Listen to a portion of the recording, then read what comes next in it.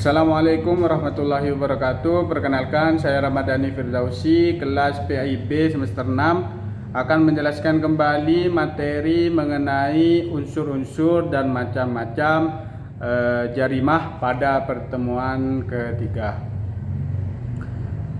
Dalam hukum Islam, sebuah perbuatan dapat dikategorikan sebagai jarimah atau tindak pidana jika memenuhi unsur-unsur tertentu. Secara umum, unsur jarimah dibagi menjadi dua macam. Yang pertama unsur umum, yaitu berlaku untuk semua jenis jarimah. Yang pertama yaitu unsur formil, perbuatannya itu hanya dianggap sebagai jarimah jika ada dalil atau undang-undang yang mengaturnya atau yang disebut dengan asas legalitas. Unsur yang kedua unsur material, perbuatan tersebut benar-benar terjadi dan memiliki sifat melawan hukum. Dan yang ketiga yaitu unsur moral, yaitu pelaku harus orang mukallaf atau orang yang sudah baligh atau berakal sehat sehingga dapat dimintai pertanggungjawabannya. Sedangkan unsur khusus yaitu berlaku untuk suatu jarimah tertentu. Misalnya dalam kasus pencurian harus ada unsur benda yang dicuri, cara pencuriannya itu sembunyi-sembunyi dan benda tersebut sudah berada dalam penguasaan pencuri. Kemudian yaitu macam-macam jarimah. Para ulama membagi jarimah berdasarkan beberapa aspek.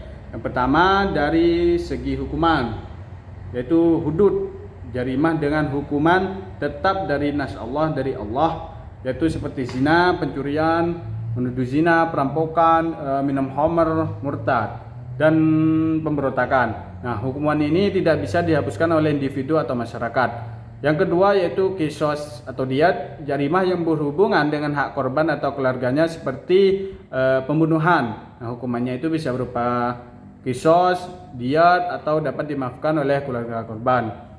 Yang ketiga yaitu takzir, hukuman yang tidak diatur secara spesifik dalam nas dan diserahkan kepada penguasa seperti pelanggaran etika atau kebijakan publik. Dari segi niat pelaku ada dua, yaitu jarimah maksudah, yaitu dilakukan dengan sengaja dan sadar, dan jarimah ghairu maksudah, terjadi karena kelalaian atau ketidaksengajaan. Dari segi sikap pelaku, yaitu jarimah ijabiyah atau positif, pelaku melakukan sesuatu yang dilarang, contohnya zina. Dan yang kedua yaitu jarimah salbiyah atau negatif, pelaku tidak melakukan kewajiban seperti tidak membayar zakat.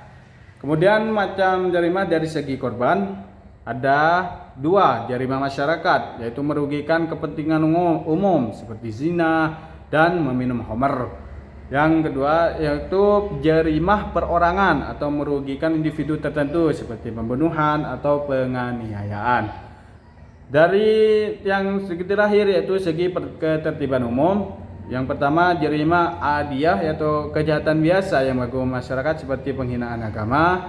Kemudian jarimah siyasah yaitu kejahatan yang berhubungan dengan politik seperti pemberontakan. Kesimpulannya, jarimah dalam Islam dikategorikan secara jelas berdasarkan tingkat kesalahan, niat dan dampaknya bagi masyarakat. Hukum Islam tidak hanya bertujuan menghukum pelaku tetapi juga memberikan efek edukatif, pencegahan serta perlindungan bagi korban dan masyarakat secara keseluruhan. Baik, hanya itu yang dapat saya sampaikan. Terima kasih atas perhatiannya. Wallahumma waffiq ila aqwamit thoriq. Wassalamualaikum warahmatullahi wabarakatuh.